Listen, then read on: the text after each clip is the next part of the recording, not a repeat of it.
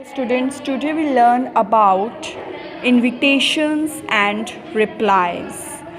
Okay, it is just like a letter form, so you can also be read all these instructions carefully. Invitation is a kind of personal notice sent individually to people. Invitation एक ऐसा personal notice होता है जिसे आप individually people को send करते हैं, अपने relatives में send करते हैं personally. These are two types. There are two types of invitations, two types के इन्विटेशन होते हैं, एक तो फॉर्मल इन्विटेशन और एक informal invitation. So you can also be see the marking scheme like format of 1 mark, content of 2 mark, expression of 1 mark. 4 और 3 mark का ये इन्विटेशन और रिप्लाई आएगा, वो भी मे बी चॉइस में.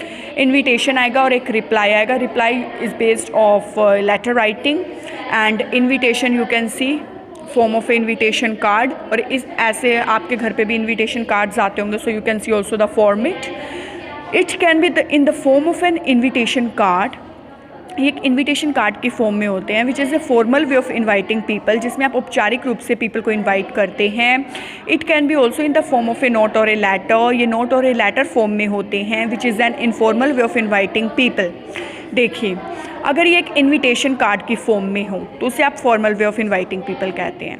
अगर वो नोट या लेटर राइटिंग की फॉर्म ले लें तो वो इनफॉर्मल बन जाते हैं. तो आप फॉर्मल और इनफॉर्मल में डिफरेंस याद रखिए. फॉर्मल होते हैं इनविटेशन कार्ड, इनफॉर्मल तब बन जाते हैं जब आप उसे नोट और लेटर की एक तरीके से फॉर्म दे देते हैं.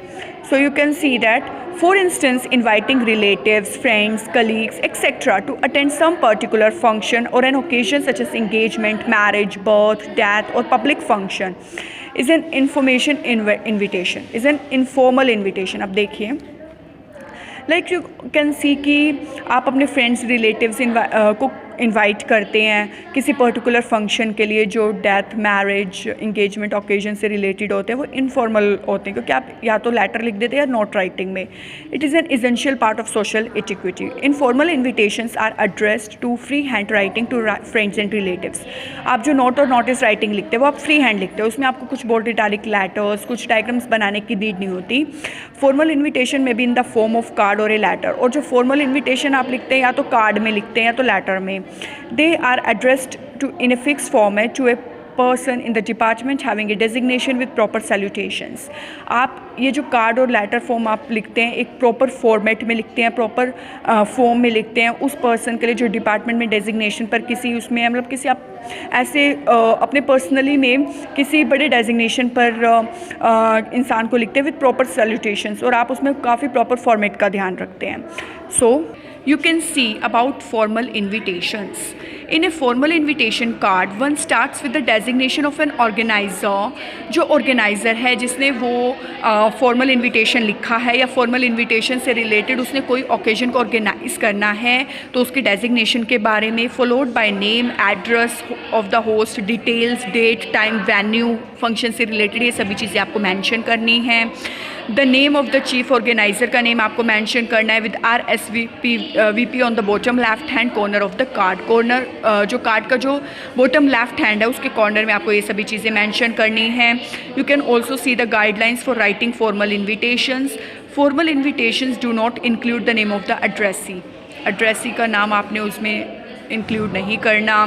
Formal invitation are always written in third person. Third person में लिखा जाता है. ही, शी और इट आर यूज्ड आप करते हैं आई, यू और वी की जगह पर. आई, यू और वी फर्स्ट और सेकंड पर्सन है तो आपको इनकी जगह पे थर्ड पर्सन का यूज़ करना है. Occasion, name of the invitee, name of the host, date, time, venue, इन सभी चीज़ों को आपको प्रॉपर सीक्वेंस में रिटन करना है. कुछ details like name, designation, address, organiser का, स्पॉन्सर का, होस्ट का, इन सबको आपने इंक्लूड करना है. If A VIP is invited, अगर आप किसी चीफ गेस्ट या वेरी इंपॉर्टेंट पर्सन को इन्वाइट कर रहे हैं तो आपको उसका नेम भी अपीयर प्रोमिनेंटली मेंशन करना है. You can see the format. देखिए, you are opening an exclusive parlour for ladies. आपने लेडीज़ के लिए काफ़ी एक्सक्लूसिव और काफ़ी कॉस्टली पार्लर खोला है. आपने एक फॉर्मल इन्विटेशन बनाई है for its inauguration with the necessary details. तो आपने कार्ड लिया, एक फॉर्मेट बनाया आपने लाइक एडवर्टाइजमेंट और notice. You also said that miss Fashioners this is the name and designation of the host और ऑर्गेनाइज़र. तो आपको पहले बता दिया गया था कि आपको डेजिग्नेशन और नेम बताना है होस्ट और ऑर्गेनाइज़र का. तो this is miss Fashioners. Announce the opening of their exclusive parlour for women के लिए पार्लर खुला है. So you can also describe about the venue, मतलब ये पार्लर कहाँ पे. You can also describe at 80 Mall Road Nainital, means like a address. After that you can describe about occasion and event like snip inauguration. After that you can mention date and time, that is on Saturday the 18th June. You can mention year, you can mention time, that is 11 a.m. by superstar Deepika. All are cordially invited. Free haircut by Habib for first 2 customers. After that you can give your contact details. RSPV you can mention Mania Singh, you can mention your phone number. After that you can see the second example of the invitation card, formal invitation card. As Secretary of the Literacy Club of St. Anne's School, Ahmedabad, draft a formal invitation in not more than 50 words for the inauguration of the club in your school.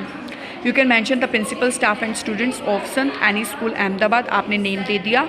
Like इसी तरह name designation you can mention the organizer. After that you can mention take great pleasure in inviting you to the inauguration of the literacy club.